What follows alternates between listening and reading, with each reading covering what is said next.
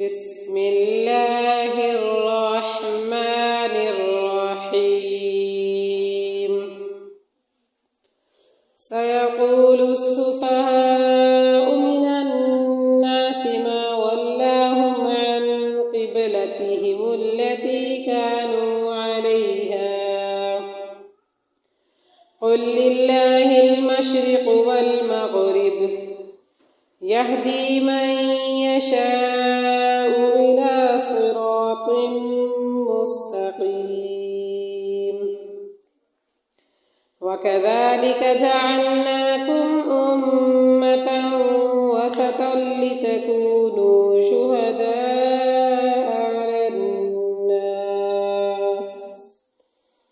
شهداء على الناس ويكون الرسول عليكم شهيدا.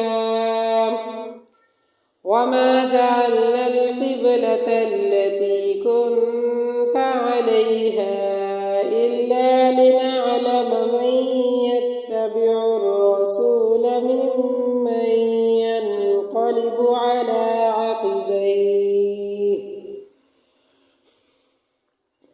وإن كانت لكبيرة إلا على الذين هدى الله وما كان الله ليضيع إيمانكم إن الله بالناس لرءوف رحيم.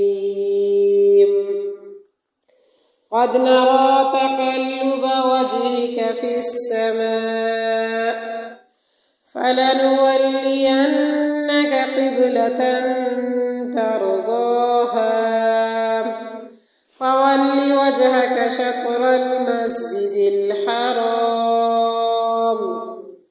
وحيث ما كنتم فولوا وجوهكم شطره وإن الذين أوتوا الكتاب ليعلمون أنه الحق من ربهم وما الله بغافل عما يعملون. ولئن أتيت الذين أوتوا الكتاب بكل آية ما تبعوا قبلتك وما أنت بتابع قبلتهم وما بعضهم بتابع قبلة بعض ولئن اتبعت أهواءهم من بعد ما جاءك من العلم إنك إذا لمن الظالمين. الذين آتيناهم الكتاب يعرفونه كما يعرفون أبناءهم